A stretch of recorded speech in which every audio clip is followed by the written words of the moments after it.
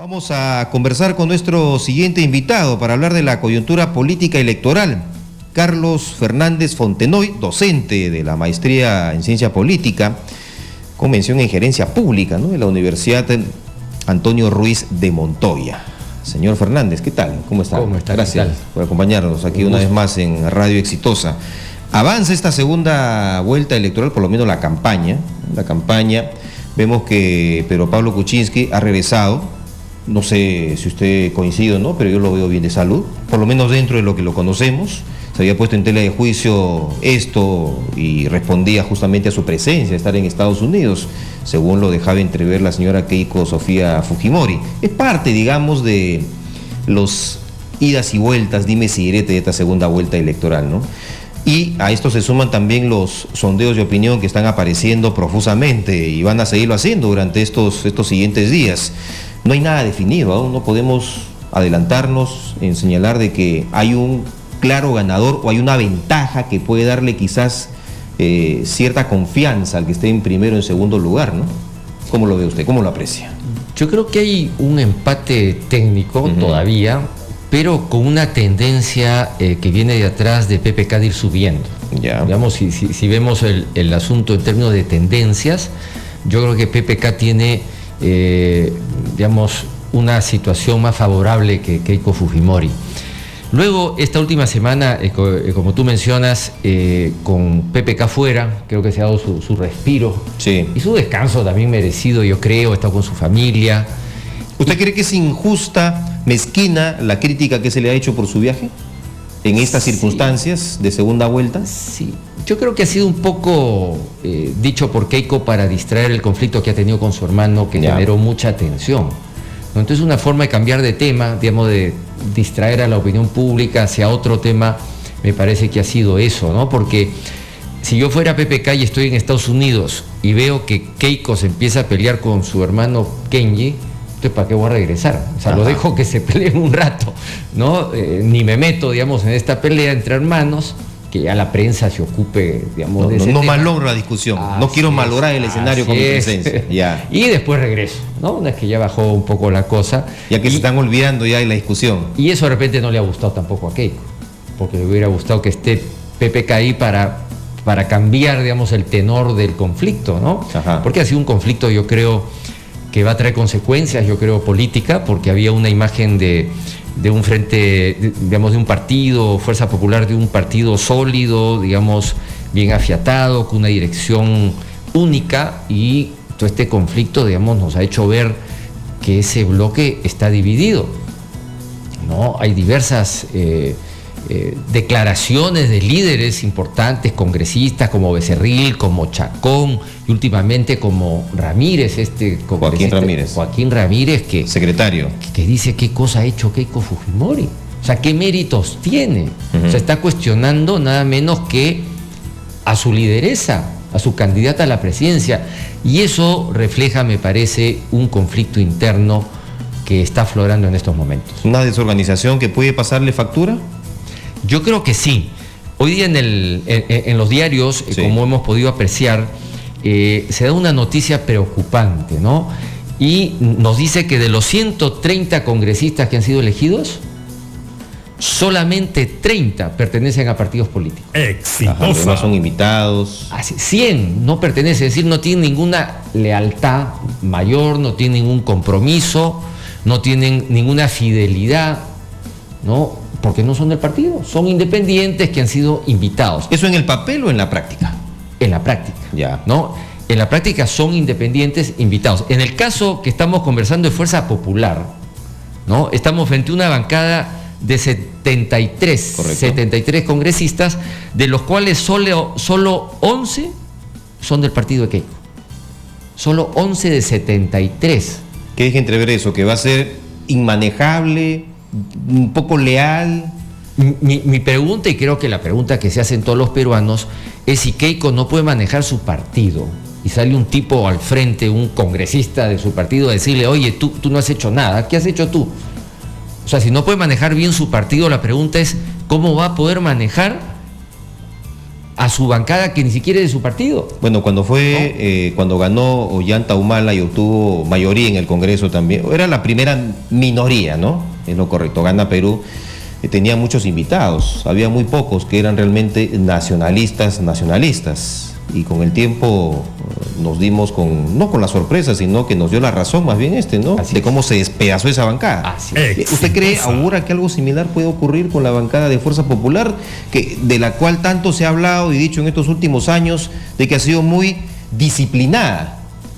En los últimos 2 periodos ha sido muy disciplinada la bancada de Fuerza Popular. Así es, pero una cosa es con guitarra y otra es con cajón. Ahora van a estar en el poder, ahora tienen mayoría en el Congreso de la República, y de 73 congresistas, 62 no son de su partido. Entonces, si la propia gente de su partido se insubordina, por decir algo, ¿no? Y le discute, imagínate los que no son de su partido. Entonces, existe una posibilidad real de que hayan problemas de disidencia interna, y más aún si la crisis económica, como parece ser, puede avanzar en los próximos años por la situación de la economía mundial y también por la interna, ¿no? Sí, efectivamente. Ahora vemos que de la bancada del Frente Amplio, 4 son afiliados de otros partidos, creo, tengo entendido, ¿no? Así es. En la bancada de PPK, 3. De 18. ¿No? De 18, así es. En la de Alianza para el Progreso, 2 de 9. Y bueno, en la Alianza Popular, pues todos son apristas. Sí. Ahora, Acción Popular también, los 5 son de Acción Popular. Acción Popular. Son militantes, digamos, sí, que tienen cierta fidelidad, digamos, cierta lealtad a su partido y cierto compromiso. Claro, por lo menos en la mayoría, claro. También comparando con el número de parlamentarios que han sacado, pues habría que hablar de números más concretos, ¿no? Uno puede muy bien decir los porcentajes. Mira, el porcentaje es enorme, pero el porcentaje oculta el número real también, ¿no? Y en la bancada de Fuerza Popular tenemos 73 parlamentarios que podrían unírseles los de Alianza para el Progreso. Eso muchos sospechan que va a pasar, va a ser la primera en sumarse, aliarse a Fuerza Popular y van a manejar el Congreso a su gusto. También podría darse esa figura, entre comillas, ¿no? ¿Usted cree que hago todo este preámbulo para preguntarle, como están sugiriendo algunos integrantes de la oposición, de Acción Popular, de Peruanos por el Cambio y también del Frente Amplio, que debería de ceder la conducción del Congreso Fuerza Popular a la oposición? Se lo ha ganado por derecho propio. Ha sucedido durante el último gobierno. Claro, en el último año ya ganó la oposición, aunque quería también el nacionalismo seguir presidiendo el Congreso. Los 5 años del gobierno aprista tuvimos presidente aprista en el Congreso. De los 5 años del gobierno toledista, creo que 1 también tuvimos, o 2, me parece, de la oposición, pero el resto también fue toledista. ¿Por qué pedirle a Fuerza Popular lo contrario de lo que se ha venido hasta ahora observando? Bueno, lo normal, como tú dices, es que la fuerza mayoritaria en el Congreso tiene derecho, digamos, de cierta manera, y es lógico a tener la conducción del Congreso. Y si Fuerza Popular se niega, no sería pues una actitud poco democrática, ¿no? En absoluto. Así es. Por derecho democrático, en las urnas se lo ha ganado también, ¿no? Así es. Sí, yo creo que sí. Ahora, como tú mencionas, en las otras bancadas de los otros partidos también la cosa es parecida. O sea, no solamente la mayoría de independientes se da dentro del partido de Keiko, sino también en el Frente Amplio, ¿no? De 20 escaños, pues 4 solamente son del partido, ¿no? Entonces, estamos frente a un Congreso nuevamente poco sólido, poco estable, porque la mayoría de sus integrantes no pertenecen a partidos. Son independientes que, como vaya la cosa, como evolucionen las cosas, pueden pasarse de un lado a otro. Por ejemplo, tú mencionabas que Alianza para el Progreso de Acuña es probable, ¿no es cierto?, que la mayoría pueda apoyar a Fuerza Popular, ¿no? Inclinarse, pero por ejemplo ya César Villanueva ha salido a decir que vota por PPK. Y es un congresista de Alianza para el Progreso. Para el Progreso. Pues es un invitado también. Es un invitado, entonces ya tienes uno que ya se disparó a decir, yo voy con PPK. O sea, ya de los 9... Pero ojo, voy a votar por PPK. Una cosa es emitir mi voto y otra es mi comportamiento ya como parlamentario. Ahora, de repente como parlamentario él dirá, ya yo voy a hacer oposición, una oposición, ¿no? No solamente oposición en el papel, sino también en la práctica. Podría hacerlo, ¿no? El hecho de que anuncie que va a votar por PPK podría significar ese gesto, ¿no? Podría ser. No lo sabemos porque el hecho de que yo ahora diga que voy a votar por X persona no implica que luego vaya a comportarme de la misma manera cuando tenga yo que decidir por votaciones importantes en el Parlamento. Así no sé es. cómo lo ve, señor Fernández. Sí, sí. Además, no olvidemos que este Parlamento va a tener una situación económica mundial poco favorable y ya la gente está pensando en el 2021. Es decir, estos parlamentarios, los políticos, yo creo que también los medios de comunicación, los intelectuales, ya están pensando en el 2021. Como que este Congreso ya está definido más o menos su dirección, hay una mayoría pues fujimorista y con PPK hacen un consenso sobre el modelo económico, unos plantean más reformas, otros menos reformas, pero digamos el modelo va a continuar de cierta manera, no lo vamos a poder alterar, tienen una mayoría, el pueblo se ha manifestado de esa manera, aunque hubo, digamos, en el camino un proceso electoral, yo creo, viciado, ¿no? Donde probablemente hubiera podido ganar Julio Guzmán en una segunda vuelta, en las encuestas le ganaba a Keiko, pero bueno, pese a ese tema, digamos, ya estamos en otro escenario y la gente está pensando ya en el 2021. Yo empiezo a sondear entre la gente joven. Y eso que no hemos pasado todavía la segunda vuelta. Así es, o sea, como que ya este gobierno es predecible, más o menos lo que va a suceder. ¿No le deja a usted la sensación de que da lo mismo que gane PPK o Keiko Fujimori? Mira, desde el punto de vista del modelo económico, la respuesta creo que es sí. Quizás usted pueda discrepar, ¿no? Tenga sus argumentos. Pero yo lo digo de esta manera porque ya, gana Keiko, obviamente, pues va a tener todo el poder en sus manos, dicen, ¿no? Pero si gana el señor PPK, como el modelo económico es el que se mantiene, que eso es lo principal, lo elemental también para el fujimorismo, y Pedro Pablo Kuczynski creo que también está contento con ese modelo económico, en los últimos años lo han dejado bastante claro, lo que va a hacer es, no sé si alinearse, pero sí realizar acuerdos, ¿no? Vamos a ponernos de acuerdo, vamos a sentarnos en la mesa, ya, yo soy gobierno, ustedes son Congreso, pero vamos a remar en el mismo sentido, así que paz y amor. No sé si lo ve de esa manera. Y música. Encima, ¿no? Y no sé si algo más, pero eso lo dejamos a la imaginación del oyente y también del televidente. A ver, ¿lo ve de esa forma o no? Mira, a medias, ¿no? A medias por lo siguiente. Yo creo que sí hay diferencias, ¿no? Hay diferencias, en primer lugar, porque PPK me parece que representa un liberalismo económico, pero con democracia, no un liberalismo democrático, si quieres tú. Y en el caso de Keiko, representa un liberalismo también en lo económico, pero autoritario. Bueno, entonces, por la sombra de papá. Por, digamos, los hechos políticos que anteceden al gobierno que pretende tener Keiko y el gobierno de su partido. Por culpa del apellido. No, de su partido. O sea, ella representa al mismo partido que gobernó su padre, que tuvo su padre y que ejerció el poder en el Perú y que realizó y tomó ciertas medidas políticas y son responsables por eso. Es el mismo partido, no nos olvidemos. Pero no por eso podemos lincharlos, crucificarlos. No hablamos de linchamiento, simplemente que eso ya ocurrió. Así es, pero fue un liberalismo autoritario. Y PPK plantea un liberalismo democrático. ¿No? Entonces, claro, la gente va a tener que optar a ese nivel si prefiere un modelo, digamos, con democracia segura o un modelo donde pueden haber, digamos, desviaciones autoritarias con consecuencias.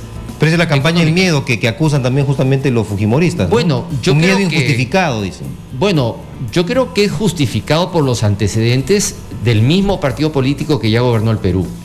Por el lado del campo económico también habría que decir algo importante.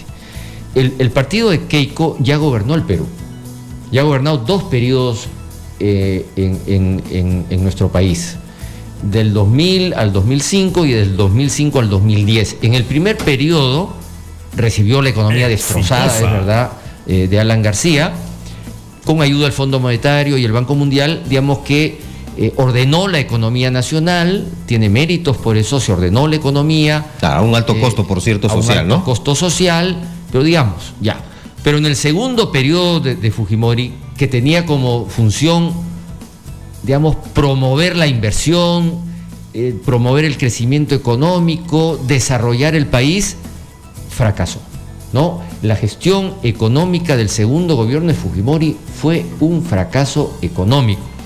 He estado revisando cifras y en el año 98, que es el momento de mayor crisis, la economía peruana decreció, es decir, no solamente no creció, sino disminuyó en menos 0.6%. ¿No teníamos, a ver, de repente me equivoco yo, también una crisis a nivel internacional en esos momentos? Mira, hubo crisis en el Asia, digamos, hubo crisis en México. No había un contexto internacional propicio. Hubo crisis en Brasil, digamos, pero Fujimori decía que la economía peruana estaba blindada, que el Perú era el puma andino y que no nos iba a pasar nada. Ahora, tú no puedes comparar la crisis mexicana, la brasilera o la asiática con la actual crisis china, ¿no? Hoy día China es el país comercialmente más importante del mundo y al cual el Perú le vende y exporta la mayoría de sus productos. Es decir, hoy día la situación sería todavía más delicada, digamos, y por lo tanto necesitamos gente que sepa manejar la economía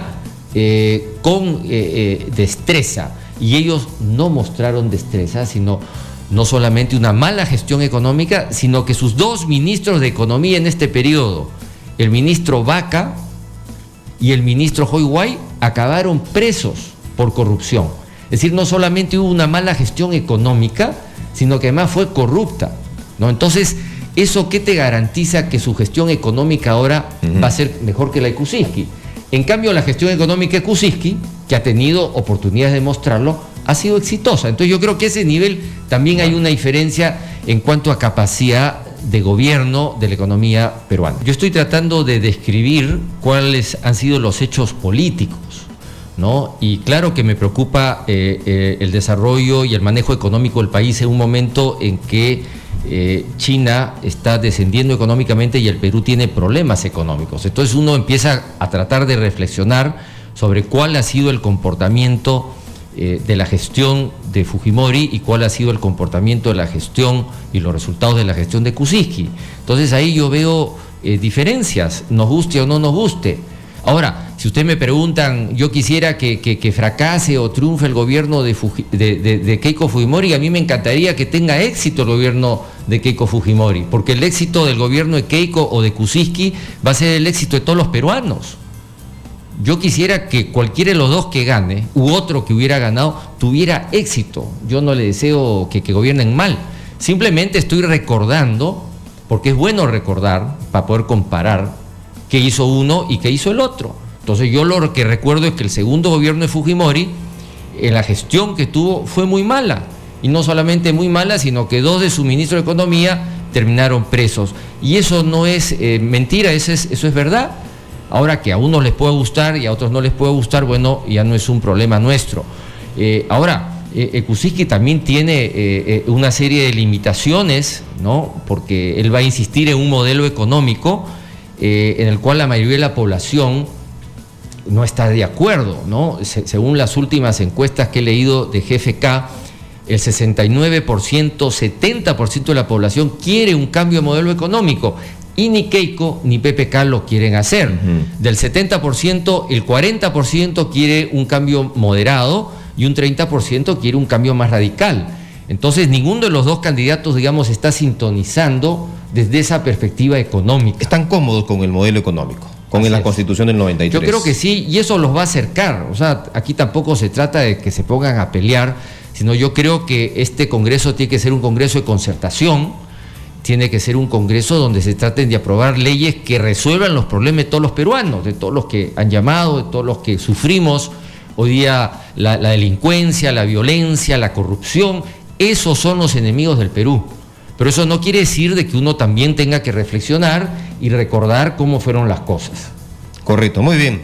Señor Carlos Fernández, solamente nos queda esperar a que lleguemos al próximo día. 5 de junio exactamente, antes de terminar, debería de producirse más de un debate, ¿no? Solamente tenemos uno programado por el Jurado Nacional de Elecciones, que ojalá realmente sea un debate. Son 2, tiene que haber preguntas y respuestas de manera frecuente, con tiempos creo un poquito más largos para que puedan expresarse estos 2 candidatos, pero ojalá hayan otras instituciones particulares y también del Estado que puedan promover debates. Tengo entendido que va a haber uno en Arequipa, no sé, va a venir esta semana un grupo de representantes de los gobiernos regionales del sur, cabezado por la señora Yamila Osorio de Arequipa, para que pueda haber un debate o presentación, me parece, de las propuestas de los candidatos, sobre todo concentrándose en lo que va a ser el desarrollo del sur. Pero una exposición se puede dar en cualquier momento, ¿no? La idea es que se contrasten por parte de los 2 candidatos, más que de sus propios equipos económicos o de educación, de seguridad, de trabajo, etcétera, los 2 candidatos, para ver realmente de qué están hechos y si conocen o no conocen de lo que estamos hablando, ¿no es así?